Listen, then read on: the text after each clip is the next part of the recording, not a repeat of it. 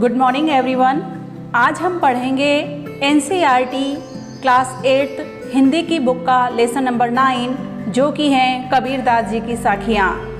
इस चैप्टर में कबीरदास जी की 5 साखियाँ दी गई हैं जिनकी व्याख्या आज हम करेंगे और नेक्स्ट वीडियो में इनके क्वेश्चन आंसर्स देखेंगे। तो फर्स्ट हैं, जाति न पूछो साधु की, पूछ लीजिए ज्ञान, मोल करो तरवार का, पड़ी रहने दो म्यान। कबीरदास जी इस साखी के माध्यम से हम सबको ये शिक्षा दे रहे हैं कि हमें कभी भी साधु पुरुष की, सज्जन पुरुष की, विद्वान की जाति नहीं पूछनी चाहिए। जो विद्वान पुरुष हैं उसकी जाति पूछने से हमें कोई लाभ प्राप्त नहीं हो सकता है। हमें अगर उनके बारे में पूछना है, अगर हमें उनसे कुछ पूछना है तो उनके ज्ञान के बारे में पूछिए, उनके द्वारा हमें ज्ञान प्राप्त करना चाहिए, उनसे हमें ज्ञान प्राप्ति की पूछ रखनी चाहिए, उनसे प्रश्न हमारे हमेशा ज्ञान प्राप्ति के लिए होने चाहिए।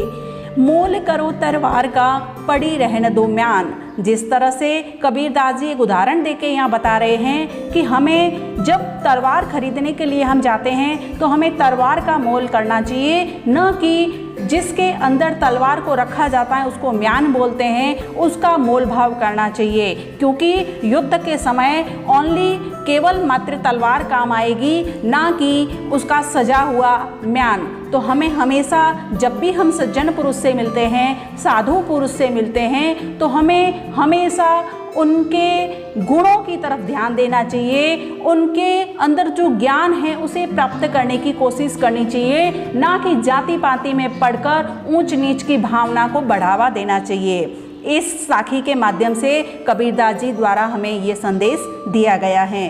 कबीरदास जी की दूसरी साखी है, आवत गारी एक हैं, उलटत होई अनेक, कह कबीर नहीं उलटिए, वही एक की एक। कबीरदास जी इस साखी के माध्यम से शिक्षा दे रहे हैं, कह रहे हैं कि आवत गारी एक हैं। यदि किसी के द्वारा कोई गाली दी जाती है, कोई अपशब्द बोले जाते हैं, तो वो जब आती हैं, उनके द्वारा दिए जाते हैं तो वो एक होती हैं। लेकिन यदि हम उसको प्रत्युत्तर देते हैं, उसका वापस पुनः अपशब्दों द्वारा उत्तर देते हैं, तो वो एक से अनेक में बदल जाती हैं, क्योंकि हमारे भी अपशब्द वापस उसमें जुड़ जाते हैं और वो एक अनेक हो जाती हैं। तो कबीरदास जी इसमें कह रहे हैं कि हमें कभी भी अपशब्दों का उत्तर अपशब्दों से नहीं देना चाहिए। हमें वापस गलत शब्द बोले हुए प्रत्युत्तर में गलत शब्दों का प्रयोग नहीं करना चाहिए। कह कबीर नहीं उलटिए, वही एक की एक। यदि हम गलत शब्दों का प्रत्युत्तर नहीं देंगे, गाली का प्रत्युत्तर गाली से नहीं देंगे, अपशब्दों का प्रत्युत्तर अपशब्दों से नहीं देंगे, तो वो एक ही रहेगी, अनेक में परिवर्तित नहीं होगी। कह कबीर नहीं उलटिए, हमारे वापस प्रत्युत्तर नहीं देने से, अपशब्दों का प्रत्युत्तर अपशब्दों से नहीं देने से वो एक ही रह जाएगी, अनेकों में परिवर्तित नहीं हो पाएगी। तो हमें हमेशा अपने स्वयं के ऊपर नियंत्रण रखते हुए अपशब्दों का प्रत्युत्तर अपशब्दों से नहीं देना चाहिए, गाली का प्रत्युत्तर गाली से नहीं देना चाहिए, ताकि वो एक अनेकों में परिवर्तित नहीं हो। तीसरी साखी इस अध्याय के अंदर कबीरदास जी ने लिखी है, माला तो कर में फिरे, जीभ फिरे मुख माही, मनवा तो दहु दिसी फिरे, यह तो सुमिरन नाही। कबीरदास जी उस व्यक्ति के बारे में बता रहे हैं जो हाथ में माला लिए हुए सुमिरन कर रहा है और हाथ उसकी माला को घुमा रहा है, मुंह में उसके जीभ राम नाम का सुमिरन कर रही हैं। कबीरदास जी कह रहे हैं ऐसा व्यक्ति जिसके मुंह में जीभ राम नाम का सुमिरन कर रही है, हाथ में माला घूम रही है, लेकिन उसका जो मन है वो 10 दिशाओं में घूम रहा है, उसका मन नियंत्रण में नहीं है, उसका मन चारों तरफ भ्रमित हो रहा है, घूम रहा है, यह तो सुमिरन नाही। इसको हम सुमिरना नहीं कह सकते, ये एक ढोंग है, ये एक दिखावा है। ऐसे दिखावे को हम प्रभु भक्ति नहीं कह सकते।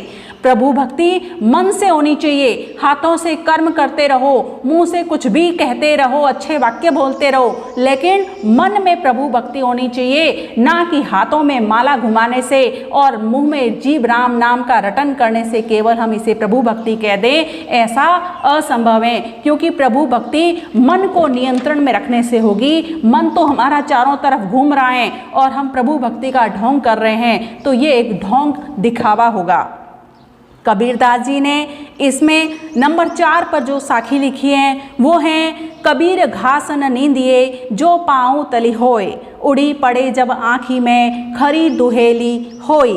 कबीरदास जी ने कहा है कि हमें कभी भी घास को तुच्छ नहीं मानना चाहिए और तुच्छ मानते हुए उसे अपने पैरों से नहीं कुचलना चाहिए। जो घास जमीन पर उगी हुई है, हमारे पाँवों तले जो हैं, उसे हमें तुच्छ समझते हुए उसको कुचलना नहीं चाहिए, क्योंकि उसमें इतना जोर होता है। उड़ी पड़े जब आँखी में, वो हवा का बल पाकर हमारे आँख में जब उड़ के गिर जाती हैं, खरी दुहेली होए, तो वो बहुत ही खरी यानी कि बहुत, दुहेली यानी कि पीड़ादायक, कष्टदायक होती हैं, असहनीय हो जाती हैं। हमारा मनुष्य शरीर उसको सहन नहीं कर पाता है, वो तुच्छ तिनका इतना भयंकर रूप धारण कर लेता है। इसलिए हमें कभी भी दुर्बल मनुष्य को कमज़ोर मानकर, असहाय मानकर उसको तुच्छ नहीं समझना चाहिए, उसकी अवहेलना नहीं करनी चाहिए। हर व्यक्ति आदरणीय होता है, हर व्यक्ति को श्रेष्ठ मानना ही एक मनुष्य का धर्म होता है।